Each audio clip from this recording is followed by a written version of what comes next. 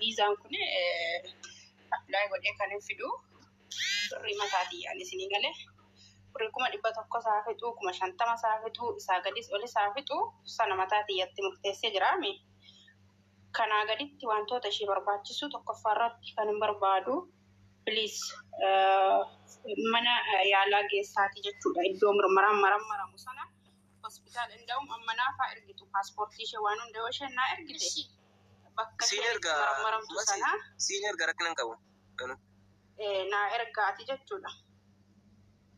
Okay, lakkoofsan barreessinaa azalatti lakkoofsan barreessinaa sobaaf maligdamii shanii argitee makki kuma shaniyyuu haa ta'u anni fidadheetiin jira mirmaraa qofarraa barbaada guys.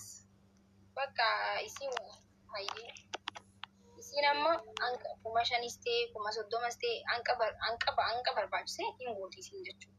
Amma nuti immoo tikeettiin meeqa tikeettii amma nuti qarshii 34 qabnaa maarkarraa jechuudha isii bira kan jiru inaan bunaaf guureef jechuudha. Kanaafuu tikeettiin meeqa tikeettiin amma nuti ilaallamu wanti jechuun danda'amaa barbaadu.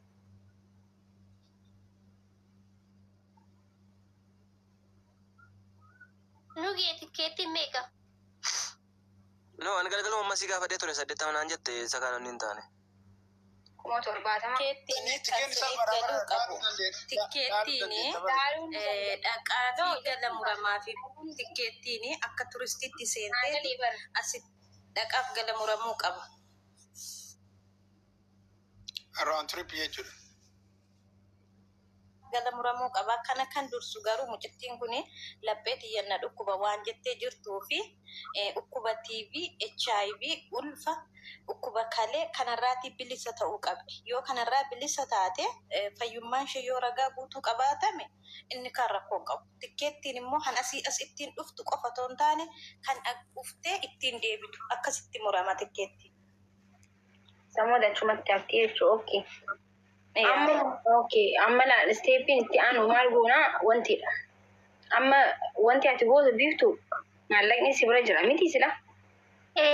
La. Na bira jira. Okay, na waan dubbachuu deemtanis saniifuu nama waliin dhaqiiti waan amma isiin nugee wajjinan naqa itti meera hojjaa duraan nannee nugee akkasitti marmara medikaala wanta barbaachisu hunda godhiiti. Samboda wanta takka nagyooti wanti hundinuu kasi karaa tikeetti deebinaa jechuudha. Dura santu galee yoo xiqqishoo miidhama qabaatte wanti jechuu waan hin dandeenyeef saniifuu dura sallaali. Eshi na akkasii hojjaa duraa nugee wajjin hin deemne eektibee nugeen illee ishinaa jedhee hojjaa duraa yoo waaqayyoon jedhe seennaa achi booda gaafa deebinu kennan deebirraa fudhadhaa jechuudha. Sana booda masii gosii taate immoo dhugaa rabbii hedduu akkanaa galatoomii akkasii warri immoo isoof deddaat nugeen majamaraadha ka'ee amma ammaan afaana jira finoonni isinitti taa'e oonani dhuguma sissoobee jechuudha.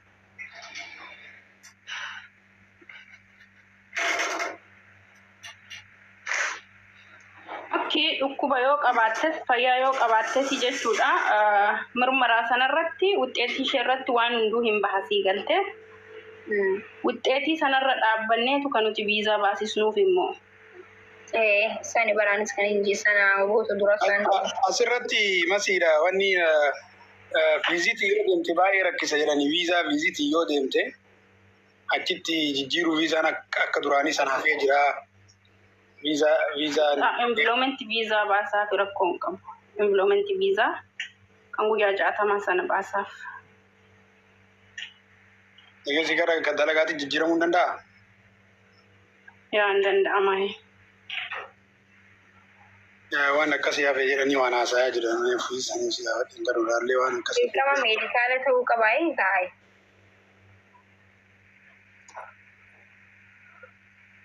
Waan hafeen jiru kiyya inni kunis viziitiinis waan hafeen jiru. Waan hafeen jiru ittuma ijoollee fidaa jirraa ji'atti irraa jijjiirama. Waanuma qabatamaa qabu namni keenya naasa'u beekta. Ati waan namni jedhu hin dhaga'iin yoo qarqaaruu barbaadde bira dhaabadhu qarqaarii. miskiina fakkaatti dhibee isiillee jechumaanuu akkati jettee beekamuu danda'a waan ta'eef yoo ka dhukkubuu taate waan deemuu hin dandeenye taate sumatti isiin ispoortii beekte biyya isii keessatti dalagattee iyyuu biyya arabaa san caala jiraachuu dandeessi waan ta'eef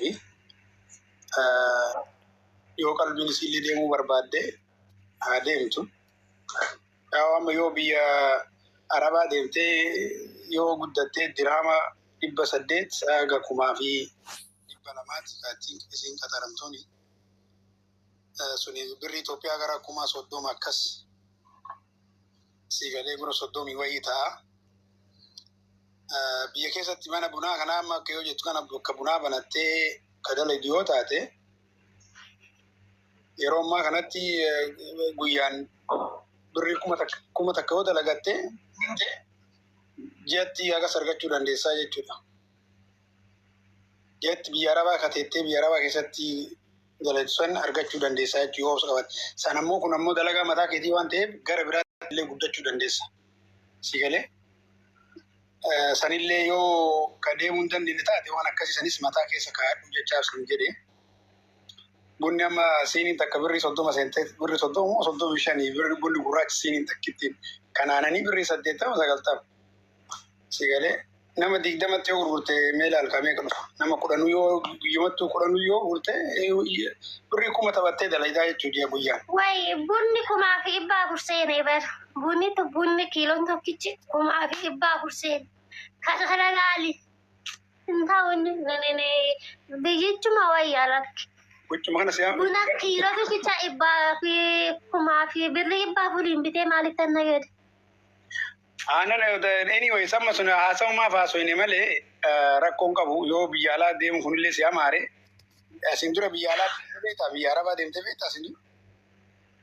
Ani lakki boolee useera seeneen beeku ganumaan deema. Kanaaf ta'uu danda'a namni biyyaan baaba'ee nama biyyaan baa jiru beeka. Si galee ati amma meebii si dharra'uu danda'a biyyaan baa deemtee dalagachuun kun si dharra'uu mala. Garuu ammoo yoo fayyaa hin qabaanne biyyaan baa deemtee dalaguun baay'ee ulfaata. Namni fayyaa qabuyyuu baay'ee irratti ulfaata. Akka amma jiran kanaa miti. Dalagattuu waxxaat naatu bitaa dalagattuu rakkoon hin jiru maali? Nutuu biyyaa baanee biyya arabaa dalaguu turre bara.